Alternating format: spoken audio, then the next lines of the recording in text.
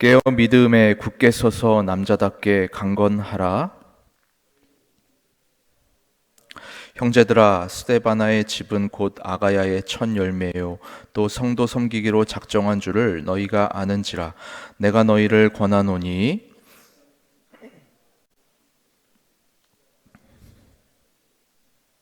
내가 스데바나와 브루나도와 아가이고가 온 것을 기뻐하노니 그들이 너희의 부족한 것을 채웠음이라.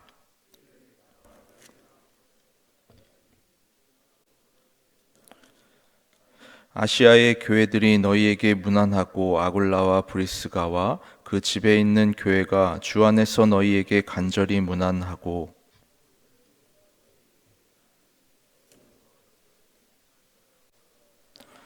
나 바울은 친필로 너희에게 문안하노니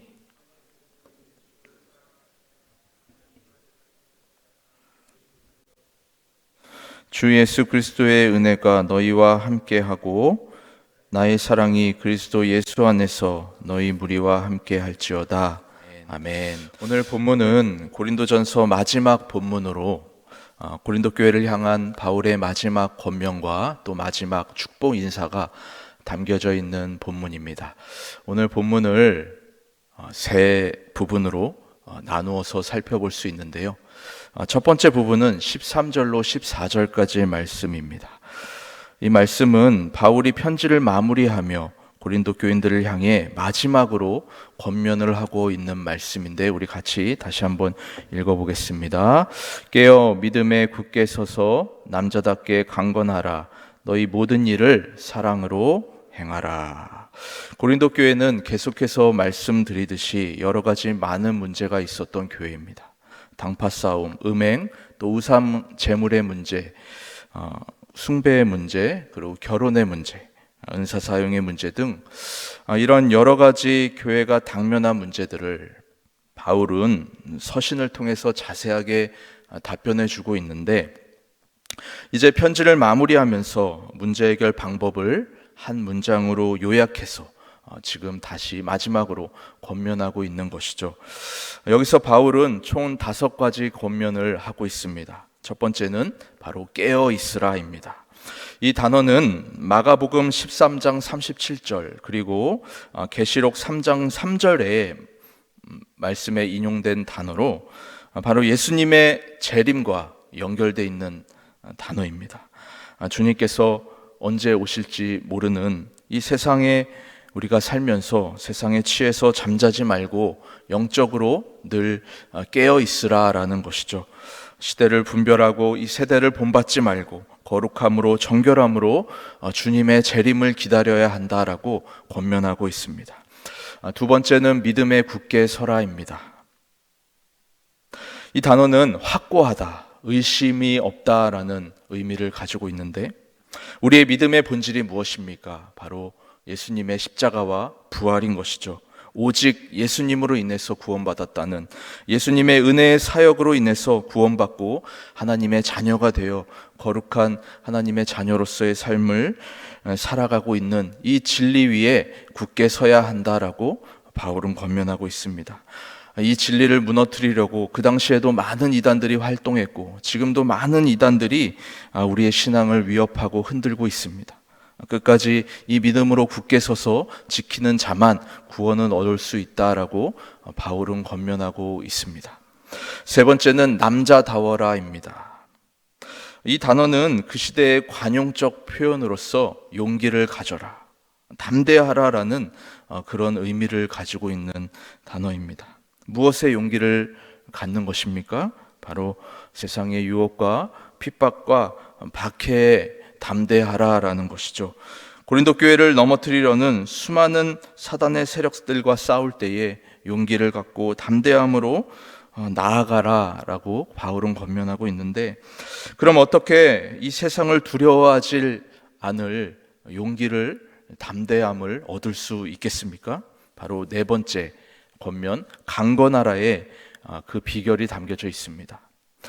이 강건하라라는 말, 남자답게라는 뜻과 같은 용기를 갖고 담대하라라는 의미인데 이 말씀을 해석할 때 특별히 쓰인 용법이 중요합니다. 바로 이 강건하라라는 말은 수동태로 쓰였다는 것에 우리가 주목할 필요가 있습니다. 무슨 말이냐면 너희 스스로 강건해져라라는 그런 의미가 아니라 하나님의 능력을 입어서 강건하여져라라는 그런 의미를 가지고 있다라는 것이죠. 하나님을 의지하고 성령의 능력을 받아서 주님이 공급해 주시는 능력과 힘으로 나아갈 때야만 비로소 세상을 이기고 죄를 이기며 고난과 핍박을 이기며 살아갈 수 있다라는 것입니다.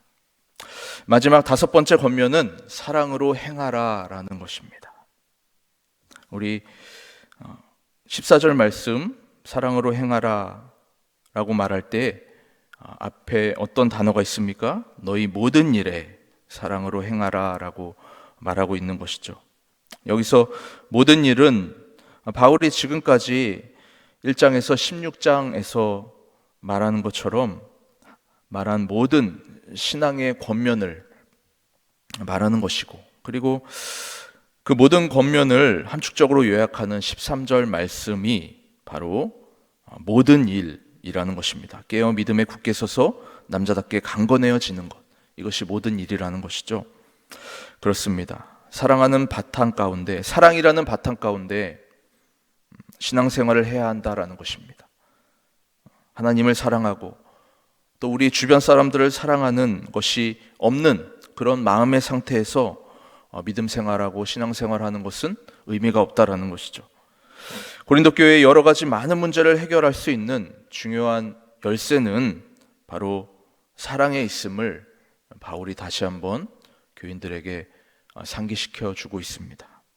모든 것을 사랑으로 행하며 나아갈 때 악한 사단의 권세는 물러갈 줄 믿습니다.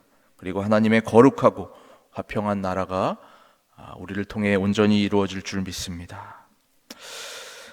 다음 오늘 말씀의 두 번째 부분은 15절로 18절까지의 말씀인데요. 우리 같이 한번 다시 읽어보겠습니다. 15절로 18절까지의 말씀입니다. 형제들아, 스데바나의 집은 곧 아가야의 첫 열매요 또 성도 섬기기로 작정한 줄을 너희가 아는지라. 내가 너희를 권하노니 이 같은 사람들과 또 함께 일하며 수고하는 모든 사람에게 순종하라. 내가 스데바나와 부도나도와 아가이고가 온 것을 기뻐하노니 그들이 너희의 부족한 것을 채웠음이라. 그들이 나와 너희 마음을 시원하게 하였으니 그러므로 너희는 이런 사람들을 알아주라.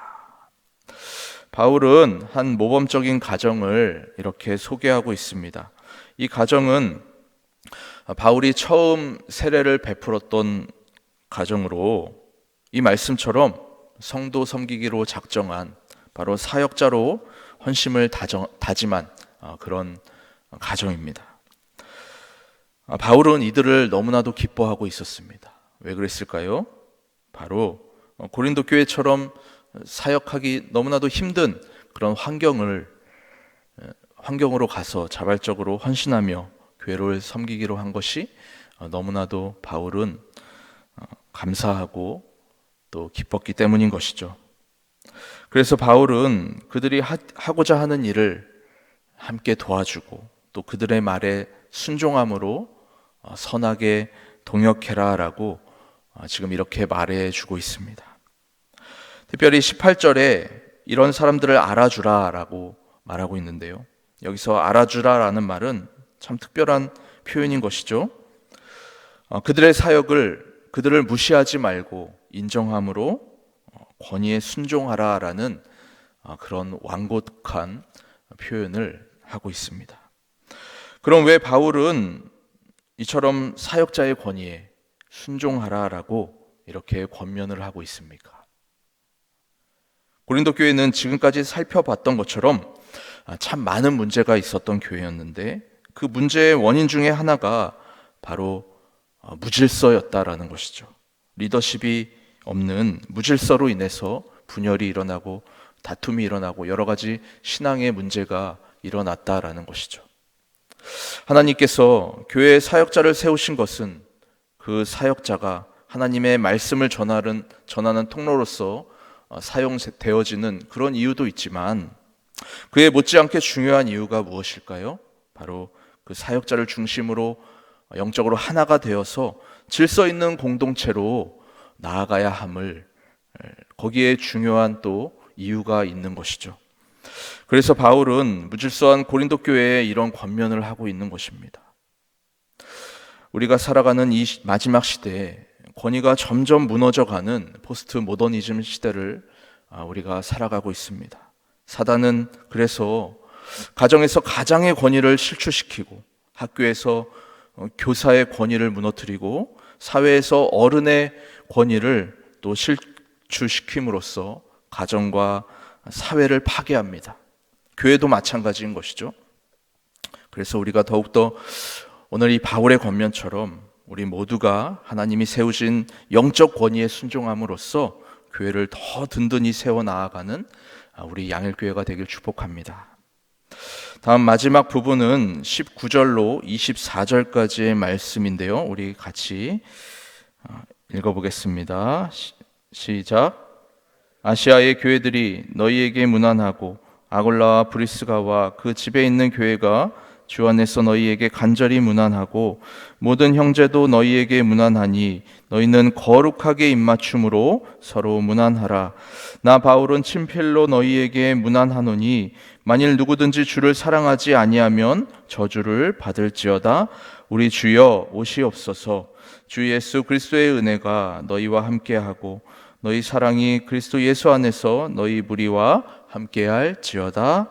아멘. 바울은 이렇게 서신을 마무리하며 마지막 문안 인사를 하고 있습니다. 아시아에 있는 교회들이 너희에게 문안하고 또 아골라와 브리스가가 지금 현재 사역 중인 에베소 교회가 너희에게 문안하니 너희도 그들을 향해 서로 문안하라라고 권면하고 있습니다. 여기서 거룩하게 입맞춤으로 문안하라라는 이 표현은 초대교회 당시 실질적으로 행해지던 그런 인사 방법이었습니다. 여러분, 입맞춤은 어떤 인사입니까? 바로 정말 가까운 가족이나 할 수 있는 그런 문안 인사인 것이죠. 그래서 이 말씀은 무엇을 의미하고 있는 것입니까? 바로 복음 안에서, 하나님 안에서 우리 그리스도인들은 모두 하나이다, 한 가족이다 라는 것이죠. 서로 인종이 다르고 자라난 환경이 다르고 또 지역이 다르고 교회가 다르지만 우리는 그리스도 안에서 한 형제이고 가족이기에 개교회주의를 버리고 하나의 공동체로서 서로 같이 동역하고 서로 같이 기도해 줌으로써 하나님의 나라를 이루어야 한다라고 바울은 말하고 있습니다. 그러면서 고린도전서에만 특별히 써 있는 구절이 있습니다. 바로 22절 말씀이죠. 만일 누구든지 주를 사랑하지 아니하면 저주를 받을지어다. 우리 주여 오시옵소서. 굉장히 강한 표현입니다. 바울은 고린도 교인들을 향해 끝까지 복음에 굳게 서야 함을 정말 진심을 다해서 이렇게 강하게 표현하고 있는 것이죠. 어떤 환난이 너희에게 닥쳐와도, 어떤 세상의 고난과 핍박이 와도, 박해가 있더라도 주님을 사랑하는 이 믿음을 버려서는 안 된다. 끝까지 이 믿음으로 세상을 이기며 나아가야 한다. 정말 간절히 그들을 사랑하는 마음으로 그들에게 부탁하고 있는 것입니다. 왜 그렇습니까? 바로 다음 구절 때문인 것이죠. 우리 주여 오시옵소서. 우리 주여 오시옵소서. 헬라어 마라나타는 예수님의 재림을 간절히 사모하는 초대교회 성도들의 신앙 고백이고 또 그들에게 행해지는 날마다의 인사말이었습니다. 그렇습니다. 우리가 깨어있고 믿음에 굳게 서고 남자답게 강건하여지고 모든 신앙의 행위에 사랑으로 행해야 할 이유는 바로 마라나타에 있는 것이죠. 그리스도의 공동체로서 더욱더 하나가 되어 나아가 세상을 이기며 살아갈 이유도 바로 마라나타에 있는 것입니다. 잠깐 후면 오실 리가 오셔서 인으로서 받는 고난을 끝내시고 정말 우리를 영광스럽게 하시기에 우리가 더욱더 믿음으로 나아가야 될 줄 믿습니다. 초대교회 공동체가 그 어느 시대의 공동체보다 더 강해질 수 있었던 이유는, 그 비결은 바로 이 마라나타 신앙에 있었던 것입니다. 마라나타, 고린도 교회를 향한 이 바울의 마지막 이 간절한 외침이 종말에 대한 긴박성이 어느 시대보다 더 고조되고 있는 지금 이 시대를 살아가는 저와 여러분의 날마다의 신앙 고백과 또 믿음이 되기를 주님의 이름으로 간절히 소망합니다. 기도하겠습니다. 은혜와 사랑이 충만하신 하나님 아버지, 우리를 사랑하시어 예수 십자가의 대속의 보혈로 구원하여 주심에 감사를 드립니다. 오늘 주신 말씀 사도 바울의 마지막 외침처럼 주님의 재림이 점점 가까이 다가오는 이때에 우리의 신앙이 더욱더 깨어 믿음에 굳게 서게 하여 주시옵소서. 성령 충만함으로 강건하여져서 무엇보다도 모든 일에 사랑으로 행하며 주님의 뜻을 이루며 주님을 기쁘시게 하는 우리 모두가 되게 하여 주시옵소서. 초대교회 때처럼 점점 기독교 신앙을 박해하는 이 세상 속에서 다시 오실 주님을 고대하며 그리스도인으로서 당하는 고난을 믿음으로 이겨 나아가는 우리 양일교회 모든 주님의 권속들 다 되게 하여 주시옵소서. 감사드리며 예수님의 이름으로 간절히 기도하옵나이다. 아멘.